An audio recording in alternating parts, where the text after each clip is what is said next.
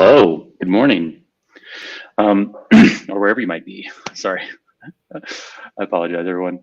Always kicking these things off, I get a little nervous and then it's awkward. So, good morning, good afternoon, wherever you might be. Today, I'm here with our Director of Research, Aaron Schutze, and myself, James, James Amon, the Chief Technology Officer over here at Topple. And we're going to talk a little bit about our Automata model and how we've been analyzing the security of Ouroboros Taktikos. So this is the kind of the next step in the series that we've been producing on Ouroboros Taktikos and exploring, why is it important? What do we mean by regularization? And most importantly, how have we been doing the numerical evaluation of the security of the protocol?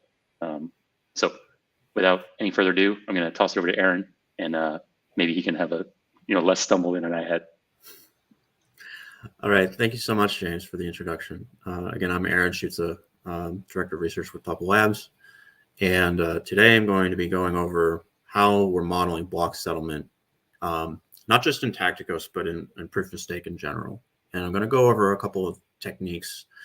They may seem like they might not have much to do with each other, but I can show that we can make estimates that are bounded by an independent model, which I think is pretty interesting, but it's only limited in context to proof of work chains.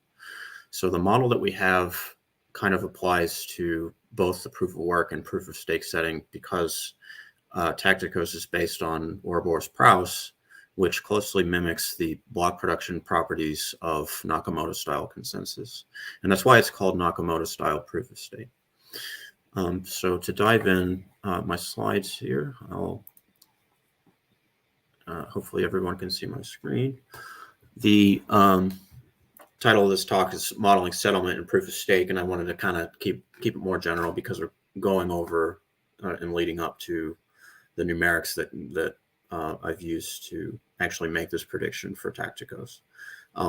And along the way, I can also make predictions for a proof of work adversary, given allotment of computational resources. So what am I talking about? This setting of probabilistic consensus. We're talking about blocks, blockchains, longest chain rule, all that good stuff is coming along with us. The paradigm of probabilistic consensus was put forward in 2008, 2009 with the Satoshi Nakamoto paper, which Bitcoin is founded on. And this proof of work consensus inspired a line of probabilistic proof of stake protocols, where instead of drawing leader elections from a random computational race, the randomness is generated by the ledger itself. And a series of cryptographic protocols are used to constrain adversarial chain growth in that respect.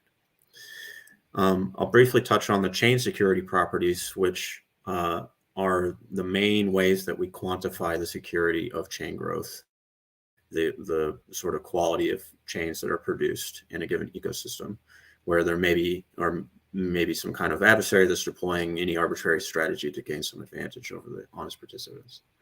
This comes with the threat that the adversary might launch a double spend attack, and we consider this the most grave attack.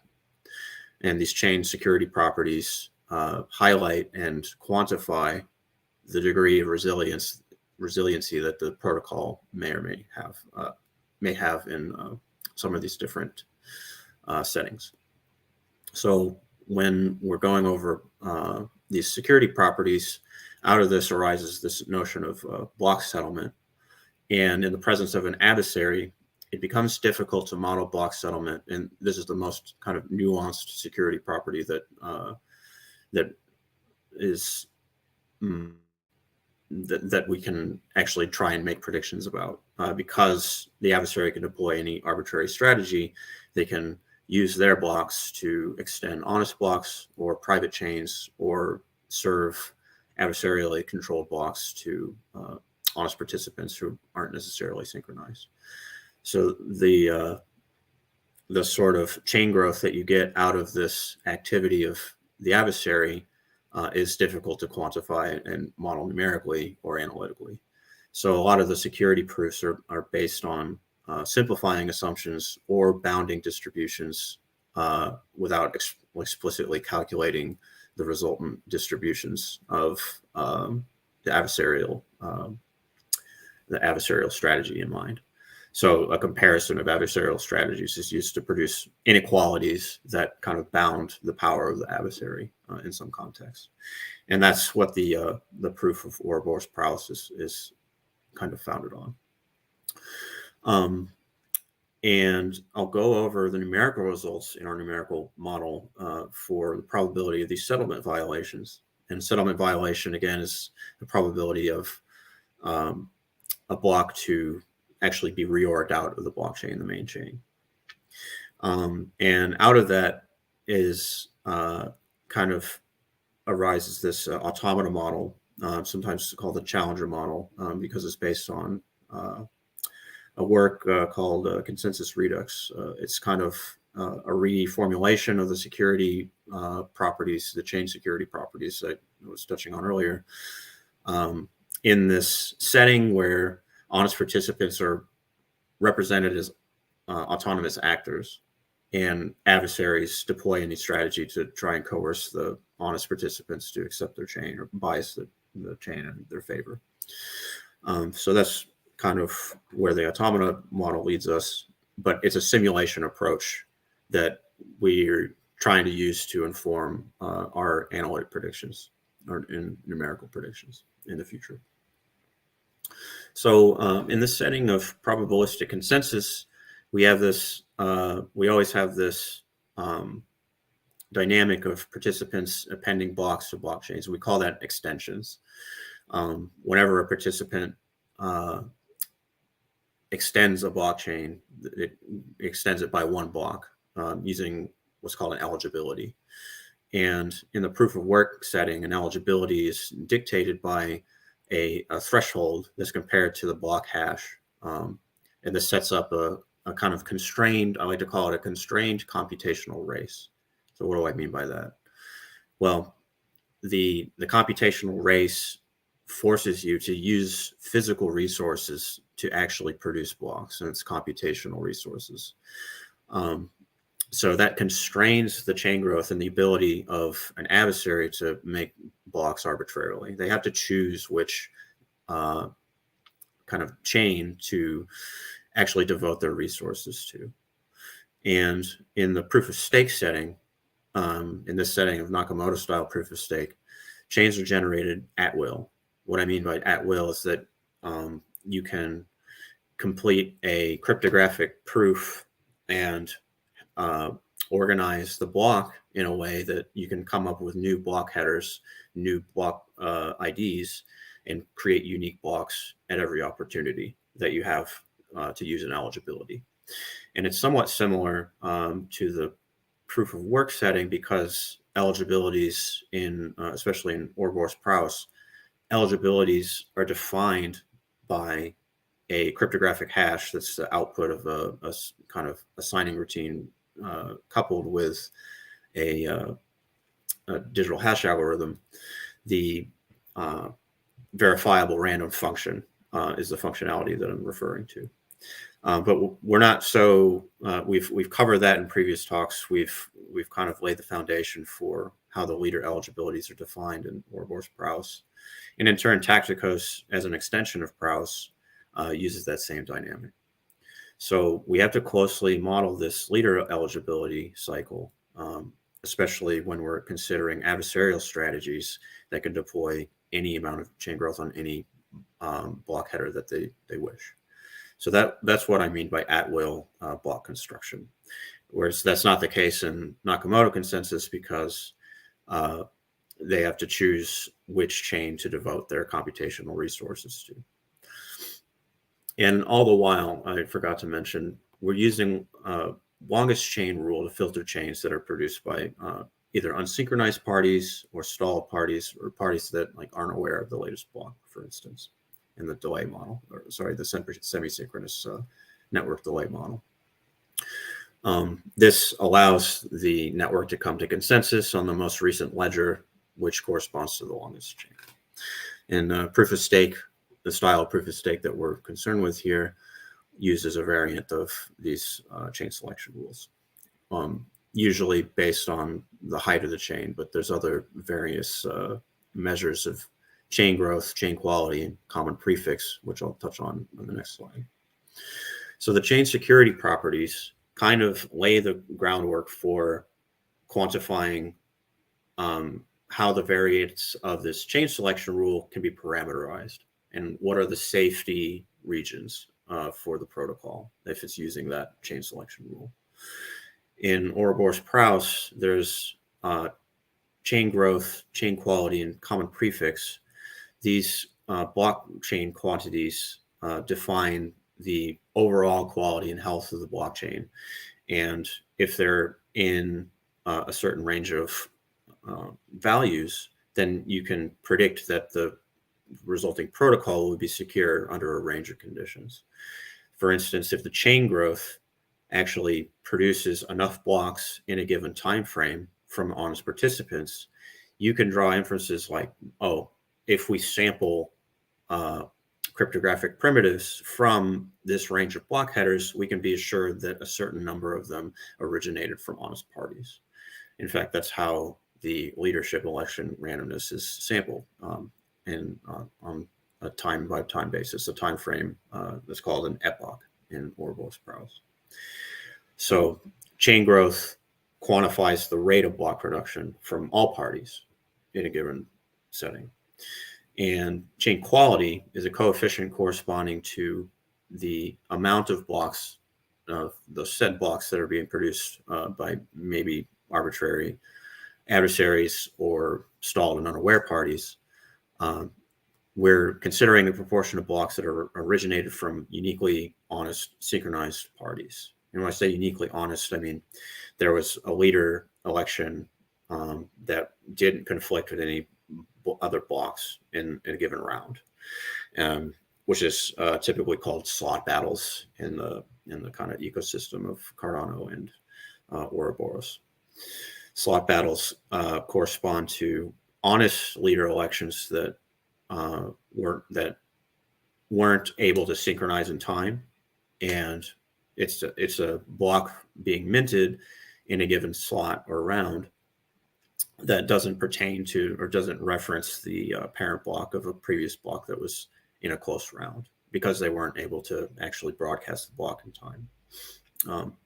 So this produces a temporary fork in the network, and we have to make sure that there's not too many of them. We also have to make sure that there's not too many adversarial blocks if a given adversary has some portion of the stake or computational resources in the network.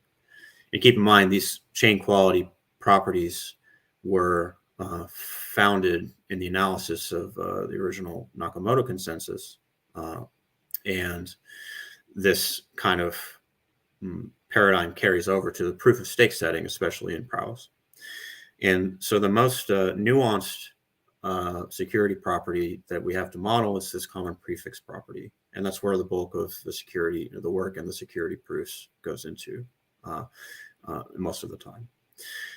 And what this common prefix corresponds to is this: the blocks at a given depth in the chain will appear in all future chains with a resulting probability. And the nuance is in calculating that resulting probability. How do we make accurate predictions about the probability that a block will be reorged out of the system or reorged out of the main honest chain as time goes on? And usually this is expressed in a time frame or in terms of a block depth. And it's common in blockchain systems to wait a certain number of blocks before a transaction is confirmed. And that certain number of blocks that you have to wait will give you a given likelihood of it remaining in the main chain forever. That's what this common prefix property is elucidating. So we want those confirmed transactions to remain confirmed with a given degree of certainty. And then blockchain users want to have that assurance that their transactions will be settled at a given depth. There's different measures of depth for time-based depth. You can actually infer from the chain growth of the network the number of blocks you expect at a given time. But it's not as reliable as a block-based measure because you're observing a given number of blocks and you have assurance that a number of blocks have actually accumulated on top of the transaction in question. So we are concerned with modeling this common prefix property for the purposes of this automata model. So with an adversary in the proof of stake paradigm, an adversary can extend any chain it wishes. That is, it can choose any block in a given round and extend it as it sees fit. So this complicates the modeling challenge of with comparison to a proof of work, where in proof of work it comes down to kind of a one parameter race of who's leading from the established common prefix. You model it as an adversary that's starting from a block and incrementing its own chain every time it finds a valid proof of work. Well, here, every time an adversary finds a valid eligibility in a proof of stake, it can extend many chains that correspond to rounds that have transpired already before the given round or slot in question. So it can, if an adversary has an eligibility in a given slot, it can extend any past chain that it's aware of, including honest blocks, but it can't remint honest blocks. That's a basic rule of the protocol that's enforced by cryptographic constraints. So the modeling challenge is to parameterize this kind of degree of freedom that the adversary has. And I mentioned in proof of work, it was a one parameter kind of model, typically referred to as margin. And the kind of additional degree of freedom that the adversary has in the proof of stake setting forces us to introduce another parameter. And in the analysis of Ouroboros in the line of research of IOG, the kind of technique that they use is to model this margin, but for each chain, and then compare which chains actually give an advantage to the adversary and which don't. And the adversary can sort of filter chains based on this margin that's calculated independently for each time or blockchain. And it comes down to two quantities, and those two quantities correspond to this kind of balanced fork configuration where there's two chains that are of comparable length. And there's two chains that maximize this margin, and it's reach-in margin. It's called reach-in margin. So it's a two-parameter random walk, and we'll see results of a generalization of this technique applied to our automata model later in the talk. So again, the goal is to model this likelihood of settlement violation at a given block depth. And we kind of take as a given what block depth that we want to model or want to actually calculate a probability for. In our model, we have a range of different adversarial fractions of stake or control over the resources of the network. And we're calculating a probability for each value of that adversarial fraction. And then we have a given chain depth parameter that we're denoting by K. In later slides, we'll call it K. And that corresponds to the depth that a participant is willing to wait to consider a transaction confirmed. And we'll see that as the adversary fraction changes, that this probability changes. So it's a very kind of detailed interplay between all the security parameters in question and the power of the adversary at the same time. And when this happens, when this adversary is able to break the settlement at a given depth, we call it a settlement violation, also known as a block reorg. And it's just the likelihood that the block will be cast out by honest participants at a later time. It may or may not be adopted by honest participants, or it may or may not be used by the adversary at a given time. But we just have some resultant probability that a given block at a given depth will be reworked out. That's the goal of our calculation. We have to predict the depth of this common prefix to do this. And when I say the depth of the common prefix, that's a distribution of depths for all the dynamics of all the different possible arrangements of blocks and eligibilities that's possible between the adversary and the honest participants in the presence of network delay as well.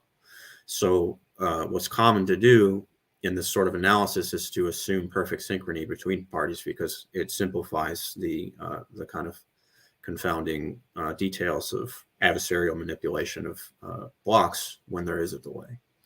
But what we want to do is kind of come up with a numerical estimate in the face of delay. And what we'll find is that we can make predictions about the proof of work setting with a scaling law that I've adopted from one paper. And they're constrained with a completely different and agree with a completely independent method. So this kind of common prefix property is difficult to explicitly calculate even in a given static configuration of blocks or eligibilities, let alone the distribution of all possibilities. And that's touched on in this and somewhat rigorously analyzed in this paper called the combinatorics of longest chain rule, which is foundational research that the Ouroboros and Ouroboros-Prowse proofs are founded on. So this kind of numerical result of probability of settlement violation corresponds to the plot shown right. And to explain this, it's on a log-based scale, but clearly it scales drastically over the range of adversarial stake and the adversarial fraction of stake or an adversarial fraction of resources in general. And this kind of numerical estimate of the probability of settlement violation is given by this scaling law derived in KKKORW21. And what I've done is kind of adapted this technique to work with network delay, not in a rigorous way, but what it does is kind of models the chain growth that is that security property corresponding to the rate of block production, and inputs it into a scaling law that takes as an argument the proportion of honest and adversarial blocks. So numerically and analytically, it looks like this PA and pH are the sort of chain quality coefficients, the proportion of honest and adversarial blocks, respectively. We can calculate these block frequencies numerically with our Markov chain-based model that I've covered in previous talks. And we can implant it into this probability of the adversary winning the double spend attack, and which is equivalent to the probability of a settlement violation. So the probability of the adversary wins actually scales as K in the depth of the blocks, right? So if there's this scaling law for the probability, since the proportion of the honest blocks is greater than the proportion of adversary blocks, it follows this scaling law. But the probability that the adversary wins is 1 if it has a higher proportion of adversarial blocks than honest blocks. So that's what this inequality corresponds to, this kind of piecewise function. And what I've been able to do is adapt this to the numerical results to the scaling law. And these results are bounded by upper and lower bounds in the proof of work setting, where I take our Markov-based approach and model the chain growth as if it's proof of work, and they're in good agreement. And I'll show that on the next slide. So this is a result for Ethereum-based blockchain growth And I believe the chain growth for this was 1 block per 14 seconds. So the settlement failure probabilities for a 10% adversary, you can see here is given an upper and lower bound. And what I did on the plot on the right is just set the delay to 2 seconds, and let's see, the upper and lower bounds are given for this 2 second delay in the semi-synchronous model. And our results at an adversary fraction of 10 are bounded by the upper and lower limits. So this kind of analysis was extended later in the year in 2022 in GR22 prime, a paper called Practical Settlement Bounds for Longest Chain Consensus, which applies an extension, and it's an extension of the analysis of reach and margin that I touched on previously, but I'll go over the definitions of those quantities in a later slide.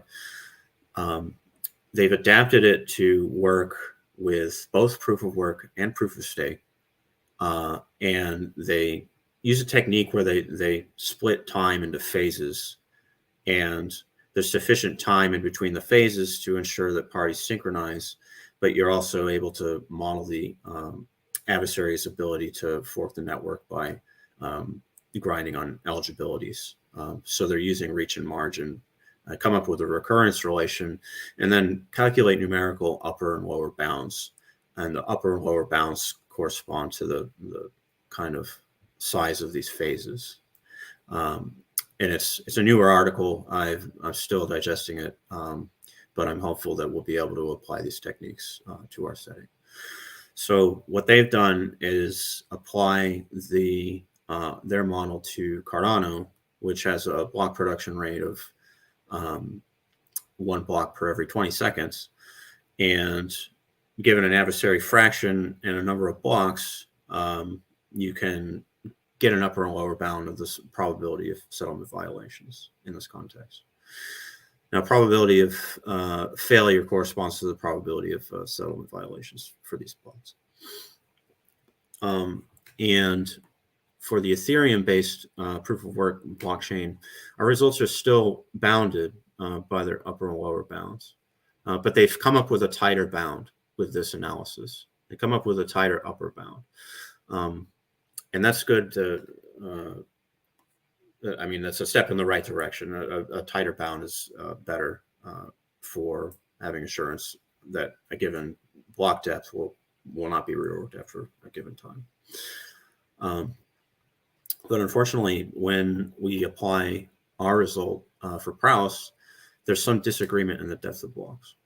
So our estimate comes out to 10 to the minus 4.2 for a probability of a settlement violation for an adversary with 10% of the stake. And this disagreement kind of stems from what I believe is that this adversary's additional degree of freedom to extend many chains and thwart honest blocks from being synchronized with each other by serving adversarial tines to honest blocks. And that's a nuance that's captured in this analysis of reach and margin that's contained in that paper. And that's something that we're not considering in this simplified numerical approach that uses the scaling law that I referenced earlier. So this suggests that we need to extend our analysis, not only analytically, but numerically as well. So how can we model this reach and margin approach in a way that is general enough that we can apply it to the Taktikos staking procedure? And when we want to apply it to the Taktikos staking procedure, we have an additional complication that eligibilities aren't necessarily static in time. The activity of the adversary dictates eligibilities in a given slot. So what we want to do is apply these kind of concepts to the Automata model. And what the Automata model is simulation of adversarial activity in the midst of honest blocks being produced. We kind of use this settlement parameter as a way to truncate adversarial chains. And we say if the adversary is able to fork the network or come up with a blockchain that is as long as the honest participants, then they win for that round. And then they restart. So it's a way of kind of truncating long chains from growing. And the simulation can converge to an actual given distribution of forks that we'll look at. So we get a kind of distribution of forks. We can calculate the probability of a reorg happening or a settlement violation happening from that distribution. And we can compare the analytic predictions, and we can also compare different adversarial strategies, which is important because they have different rates of chain growth. They have different probabilities of settlement violation. Our results compare 3 strategies in total, one corresponding to a grinding adversary, and I'll touch on the algorithm that the grinding adversary is actually executing. And this grinding adversary can also interact with honest blocks to alter the chain growth of honest participants. And we'll see that altered chain growth depends on the strategy being deployed. So to kind of visualize this a little bit, conceptualize it as a set of participants, some of which are corrupted and some of which are just honest and acting autonomously. And the Automata model, kind of the nomenclature stems from the algorithm that was used to model this flurry of chain growth that stems from the Taktikos staking procedure. But you can generalize it and apply it to the Proust setting as well. And keep in mind, this is the proof of stake setting where many branches can be extended and the adversary can track however many branches it sees fit. And it can deploy strategies for filtering branches that are bogus or redundant or don't provide any benefit. It can change its behavior to focus on branches, that is blockchains, that correspond to some benefit in chain growth that it may be able to leverage. So honest participants are autonomous, highlighted in blue. We also highlight their blocks in blue. And here we have little tiny blockchains. And we're assuming honest participants are synchronized up to a given depth. And usually we represent that depth as just starting as if it's like the Genesis block. And we call that kind of a closed fork. Closed fork technically corresponds to a block tree that is a subpartition of the entire blockchain that the adversary can't construct a tine that catches up with the head. And that kind of closed fork condition is what's used to bound the adversary's power in the Ouroboros Proust proof.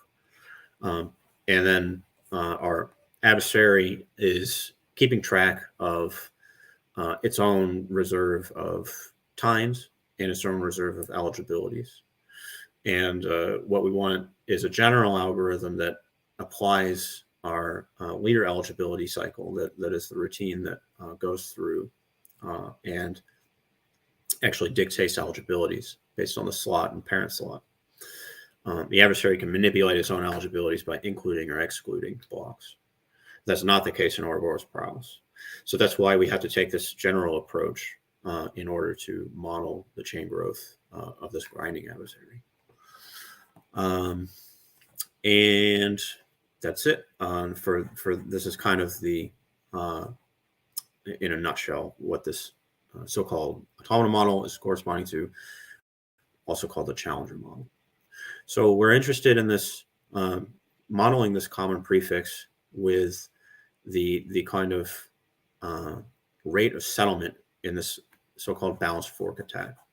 And we consider this the most powerful attack that the adversary has, and it corresponds to an adversary that's interspersing honest blocks and its own adversarial blocks to create a block tree that looks like this, that has a long sustained fork in it. And this fork can be truncated by honest activity. And then that's what I was kind of referring to as a closed fork. But here we have an open fork that's growing in time. The adversary extends blocks, and their blocks are red, on top of the honest blocks, while serving chains to honest participants in any order it sees fit. And usually in the semi-synchronous model, we limit the kind of complexity and the power of the adversary. We constrain the delay that the adversary can impose on blocks being delivered to honest participants. And settlement depth depends on the strategy being deployed and how bounded this delay actually is. So, and keep in mind, honest participants are always filtering chains based on longest chain rule. So there's strict rules about how the indices and block lengths, the length of the chain and the slots of the chain grow in time. So participants can validate chains based on the slot indexing and the height. And those are two chain selection rules that are used to filter chains. One, it constrains the adversary from growing a chain arbitrarily long by filtering chains that correspond to future blocks and rounds that haven't transpired yet. So in that respect, this leading honest block, that is this leading block here in blue, corresponds to a threshold that the adversary has to work around. It has to devise a strategy to maximize its power. And this sort of dynamic makes it, and all the kind of factors in play make it tremendously difficult to actually model the distribution of fork lengths that an adversary can actually produce in a range of settings. So how do we approach this? We use concepts that were formulated for the analysis of Nakamoto consensus, but were generalized to proof of stake by the work of Kiai et al. In the combinatorics analysis. So we use these quantities called reserve and gap to find tines or blockchains that give the adversary some advantage or some are disadvantages. So we kind of represent branches in this context in our automata model as these blockchains that are parameterized by three numbers. And that is the parent slot, the slot of the leading block on that blockchain, the height of the block or the block number, and the reserve, the number of eligibilities above a leading honest block. And here is where our analysis drastically diverges from the underlying security proof of Ouroboros-Prowse. Our reserve is dynamic. It is not static. It is dependent on the adversary's inclusion or exclusion of eligibilities because of the nature of the Taktikos staking procedure. So all the talks leading up to this have kind of covered the Taktikos staking procedure in that light, in that we don't necessarily fully understand the nuanced chain growth that the adversary gets out of deploying grinding attacks on this staking procedure. But what we can do is simulate it and come up with a maximal chain growth out of all possible branches. And the goal here for the automata model and the rest of this talk is to apply these quantities to that branching chain growth model. So this reserve is adversarial eligibilities above a leading block, but when we deploy it with this algorithm, we get many branches, but all with different reserves based on the path in the block tree that the adversary actually took. And that those branches remain static until they are extended by a honest block. So we kind of have this like dynamic reserve, but in this model, since we're going wide and producing lots of branches, the adversary only has so many eligibilities to use on a given branch. So and they're kind of determined by the order of the inclusion and exclusion of eligibilities. So this adversary is tracking multiple branches in this race. We have this quantity called reach that is equivalent to the gap minus the reserve. And the gap is this this quantity that's defined by the leading honest block. It's the difference in the leading honest block in a time. And then the reserve is the number of eligibilities that are on top of the leading honest block in a given branch. And I'm using time, branch, blockchain kind of interchangeably. Sorry for the multiple terms, but there's a lot of synonyms for all these concepts. These blockchains that are kind of bounded by these honest blocks all serve to enhance the adversary's staking power if it produces more eligibilities in time. And yeah, keep in mind this reserve is kind of, in the case of forkable strings analysis, which is the security proof of prowess in Ouroboros, it's considered static. But in Taktikos, we have to consider it as kind of this dynamic quantity that depends on the activity of the adversary, suggesting that we have to use a martingale framework to actually model the reserve of branches. And when I say martingale, it's a statistical technique for modeling dynamic adaptive adversarial behavior. But that's for another talk. So just to highlight this grinding simulation approach, this is the actual algorithm we're deploying to execute blockchain growth for an adversary that's extending a certain number of chains. And the kind of, I know it's a lot of pseudocode to read through, but it is a relatively simple algorithm that lends itself to further study and analysis. And the goal eventually is to make analytic predictions about the chain growth that's produced with this algorithm or variations of it.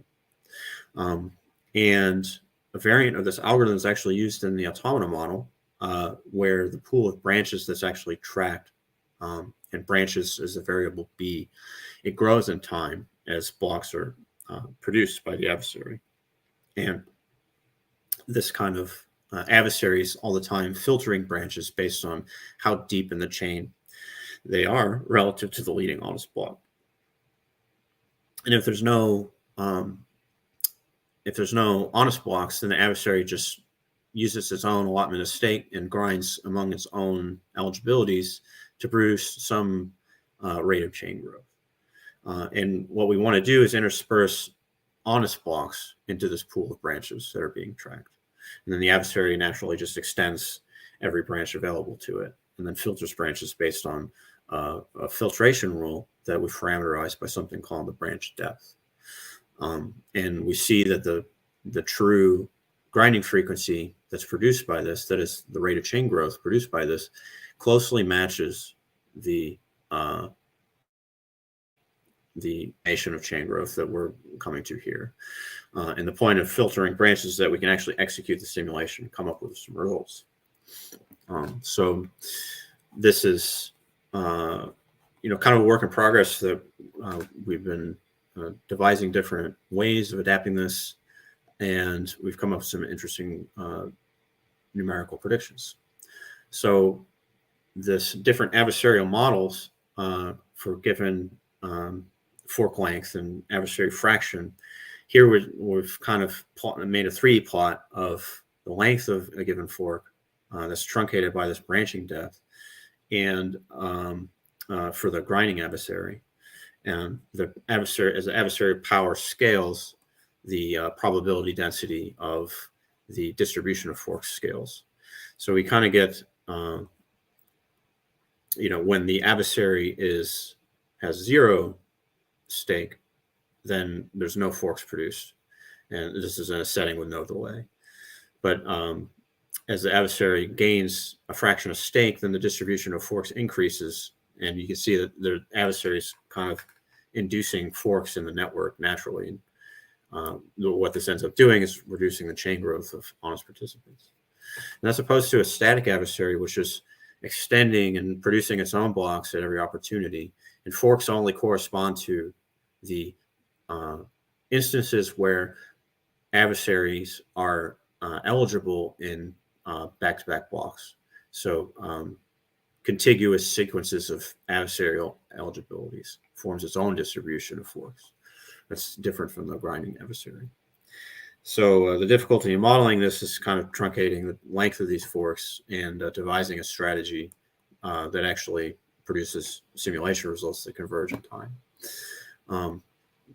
So again, this is a work in progress that we're kind of adapting these techniques and of reach and margin and parameterizing those results and calculating the fork length from the distribution of those quantities that are actually calculated on the fly. It's pretty interesting technique.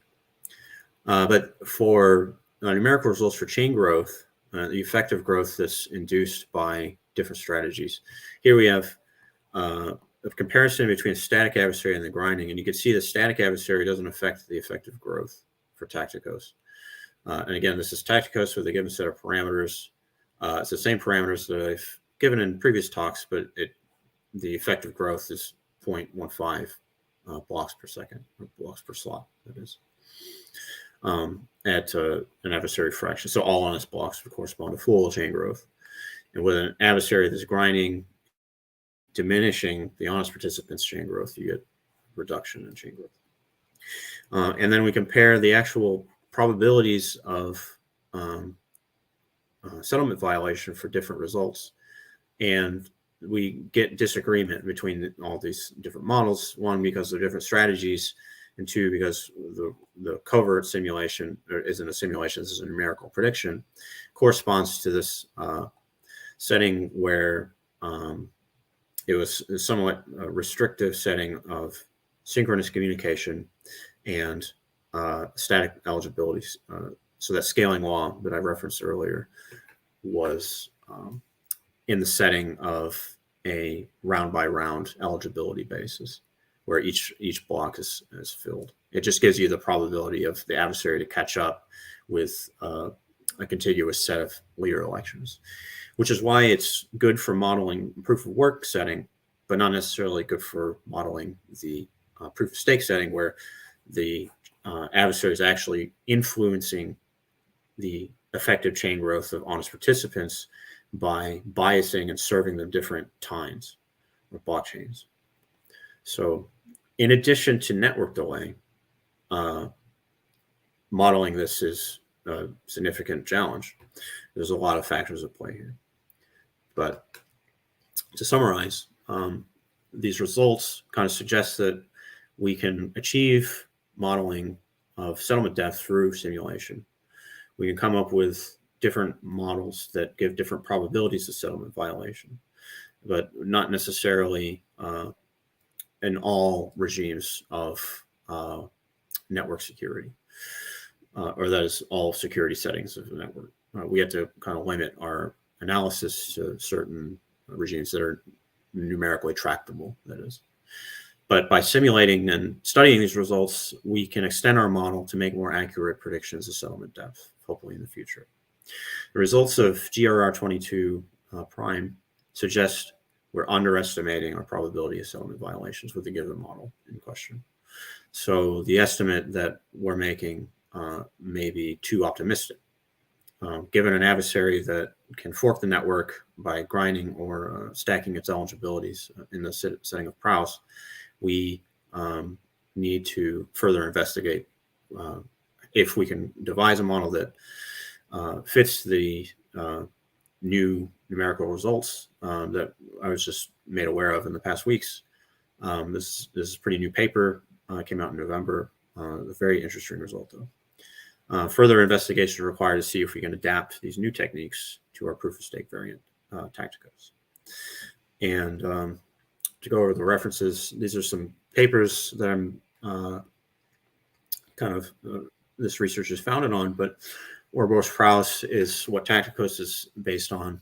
So we kind of lean on the analysis there and kind of use it as an ideal representation of chain growth for the Taktikos staking procedure. So it's our baseline of comparison, and acts as a kind of the underlying security properties we kind of inherit in Taktikos because we're augmenting the chain growth with the Taktikos staking procedure. This result of Karpinski et al. Is in the setting of it's modeling this double spend attack on proof of stake consensus. It's a very interesting result, an elegant mathematical result that went into it. But the modeling technique there is very rigorous and corresponds to a sequence of random variables that correspond to the eligibilities of adversaries and honest participants. It gives the likelihood of an adversary to catch up at a given depth of the chain, and catch up to the honest head of the chain. This Ghazi et al. Paper, practical settlement bounds for proof of work chains. They use an interesting technique that splits time into kind of phases that correspond to the length of the network delay, and they get around a lot of the nuanced kind of chain growth of, that is to say, the nuanced configurations of adversary eligibilities that play a role in chain growth and the rate of chain growth for honest participants. And that was further extended in this GRR 22 paper. There's two papers that came out by the same authors in rapid time frame. But practical settlement bounds for longest chain consensus generalizes this approach to Ouroboros, Prouse, and importantly is able to model these the predictions for settlement depth and settlement probabilities with network delay. So that we're at time. I'm going to stall here to see if there's any questions or further discussion, and I'll hand it over to James if you're there. But I'll go ahead and stop sharing. James here. How's everyone doing? I'm just kidding. James had to run, but okay. Yeah, thank you, Aaron. That was awesome. Thanks, Sean. Settlement depth. Got to sell those blocks. Got to get your transactions in, right? Right. So the papers I was kind of going over here, I was going to kind of highlight them, but or go through the highlights of them, but we're at time. So. Oh, we do have a few questions. If you have a couple extra minutes. Oh yeah, I'm free to stick around. Cool. Okay. Here, I'll just throw one up here real quick. So what influences the number of slot battles or conflicting events in block creation / adoption? The degree of synchrony between parties and like among honest participants, and the rate of chain growth. It's basically the reason we can't just arbitrarily increase the rate of chain growth, because it just induces forks all the time. So if you increase the rate of block production, you increase the rate of you increase the rate of block production for honest and synchronized parties, but you also increase the rate of block production for stalled, unaware parties that aren't aware of the most recent block in the blockchain. The kind of nuance of slot battles and an honest tie-breaking rule was now analyzed in proof of stake consensus with concurrent honest slot leaders. Very interesting paper by Kiais et al. And I believe who was the first author on that? I know it's here somewhere. Awesome, cool. So, like, slot battles aren't really a bad thing, but we don't want not necessarily, yeah. But we're just in a matter of the last year or two, we're just starting to understand how concurrent honest activity, that is these simultaneous leader elections, can enhance the security of the protocol. But the model that I'm referring to was somewhat limited because it was for zero network delay, but it accounted for these stalled and unaware parties in these concurrent honest slots. So if like chain growth, even if everybody's synchronized, you'll still have concurrent honest ties sometimes because of the nature of the Prouse leader election and in turn our Taktikos staking procedure. With an honest tie breaking rule, you can enhance the security of the network, and even in the face of delay, hypothetically, you would be able to have the security predicated on a simple honest majority of stake. And that's not the case in Prouse, because the adversary was allowed to delay messages, and that the adversary's power. So the actual chain growth had to be constrained by the degree of which network delay that you can tolerate. But that's not the case in this new analysis, where honest ties are considered with a tie-breaking rule. Cool. Thank you. Are there any other? Yeah, here I'll throw up this next question here from Liam. So how long after you submit a transaction could it be in a reorg? That's a good question. Well, we're concerned with modeling the number of blocks, right? The number of blocks that have actually accumulated on top of the transaction. But you can also wait a given amount of time and just infer the number of blocks that should have accumulated in that time frame. So if you wait and look at the clock and say, oh, I submitted this Bitcoin transaction an hour ago, there should be, give or take, 6 blocks on top of it. And I'm using Nakamoto consensus as an example. Then you have some assurance of it being settled, right? Of a block reorg happening or not happening. But if you actually observe and wait until you observe 6 blocks, you have a different assurance. You have a different probability that they're calculated independently of one another, and they have different statistics. So it's in general better to actually observe the blocks and have a numerical, a height-based settlement metric rather than a time-based settlement metric. That's how I'm interpreting it, at least. But as far as how long after you wait, it depends on a lot of factors, and the health of the network, how much adversary power there is, and what the net chain growth is. Mostly on the net chain growth. So. Gotcha. So it's like supposed to be 6 blocks per hour, but it might not be. So after an hour, it might only be 5, and you don't get your guarantees. Exactly. Okay. Cool. Awesome. Thank you. All right. Next question here from James. Is there some sort of maximally unsettled possible chain that an adversary would be able to create? In the analysis of forkable strings, there's an adversarial algorithm that produces a maximally unsettled configuration of block trees that corresponds to the static leader eligibility schedule.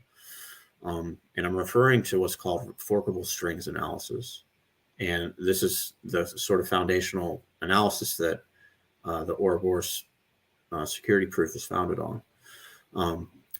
The idea is that you have an adversary that has a kind of a leader election schedule that's denoted by 0s and 1s, where honest blocks correspond to 0s and adversarial eligibilities correspond to 1s.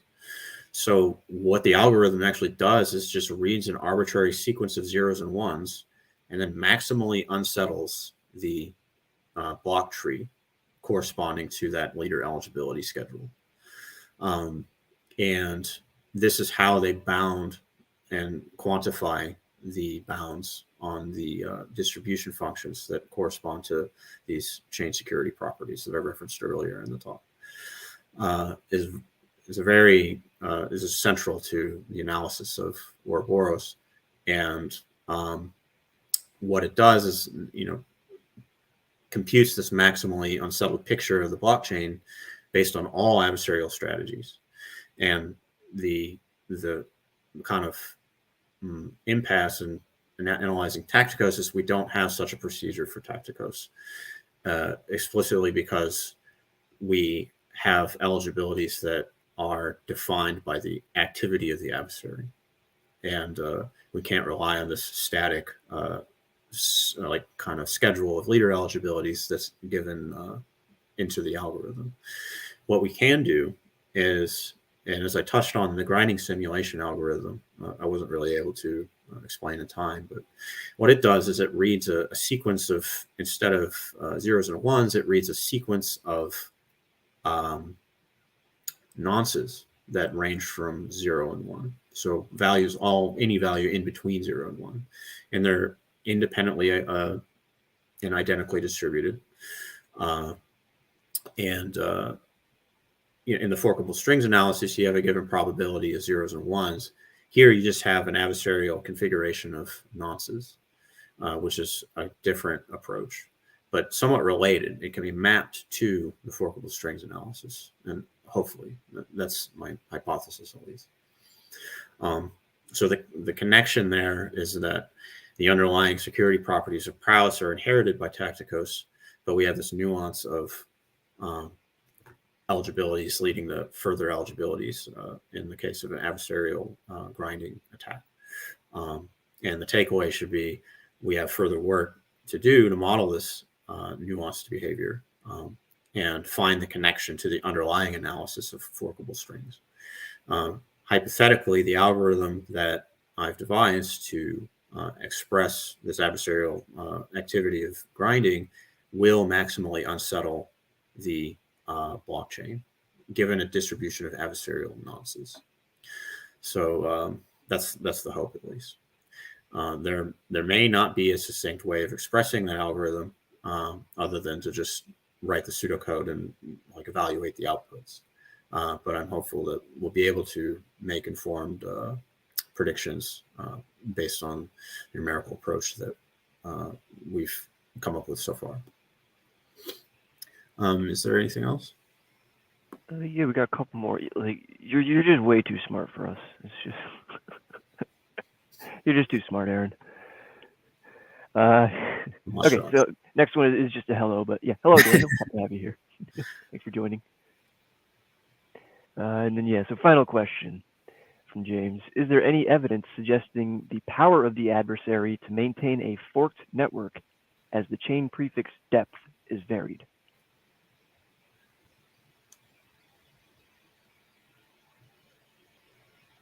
Huh. That's a toughie. Let's see. Let me see if I can unpack the question.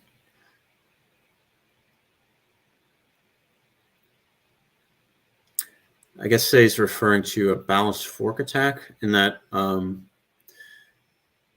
the adversary can maintain potentially, if like your algorithm isn't properly parameterized, if you're executing an algorithm that doesn't deploy a sufficiently constructed chain selection rule, the adversary can perpetuate a fork arbitrarily long.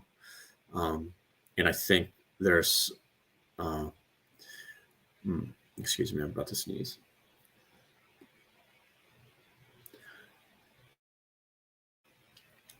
But the kind of, I guess that's what we're trying to quantify here in the first place. And it should be one of the kind of takeaways from this type of analysis.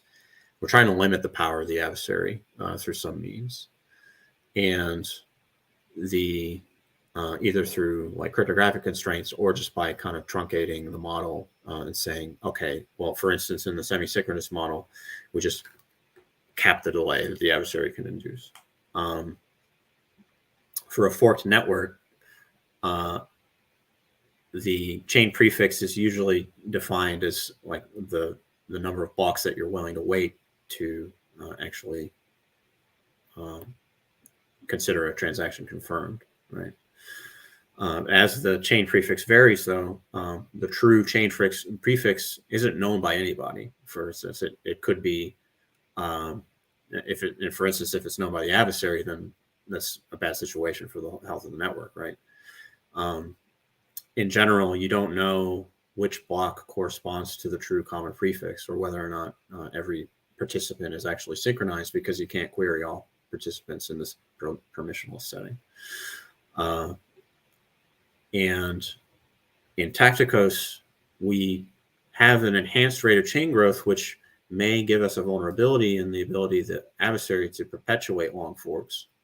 But we deploy an honest tie-breaking rule to ensure that concurrent honest slot leaders or slot leaders that are close by within the network delay and aren't able to synchronize quickly, that they actually have a reduced chain growth. So the chain selection rule combined with this Taktikos staking procedure should mitigate the adversary's power to perpetuate these long balanced forks. And as the common prefix varies, if there is a diverging common prefix, then the network would observe that as constant reorgs or blocks being adopted and readopted, or the network kind of just not coming to a good consensus on the longest chain, or different parts of the network having different blockchains altogether. So that's how I'm considering it, at least. Yeah, if there's no further questions, though, I think it might be time to wrap up. We're 15 minutes over time. So That's all right. It was worth it. cool. Well, thank you so much, Sean. Again, I'm Aaron Schutz, Director of Research with Topple. Thank you for joining us so much. It was a pleasure to go over some of this research. And again, this is kind of a work in progress. We're developing this picture as time goes on, and incorporating feedback and kind of extending our understanding of what the adversary is capable of with this kind of subtle change that we introduced to Ouroboros. Heck yeah, we're about to release this tech into the wild too. Yeah, I'm excited. All right, very cool. Thank you, Aaron. That was awesome. Great presentation. Thanks, man. So yeah, if y'all are interested in learning a bit more about Topple, we've got a website, topple.community. It'll take you to a whole bunch of links where you can see our Discord and our Twitter and our Twitch and our YouTube and our LinkedIn and our GitHub and all the fun, fancy stuff. So yeah, we'd be more than happy to engage in conversation. We love Discord. Definitely reach out. Feel free. Ask any questions. If you have any questions about this presentation, Aaron's also on there, and he'll also answer. So yeah, thanks again for tuning in. This is a great presentation. See you again in I think 2 weeks. Happy hacking, everyone.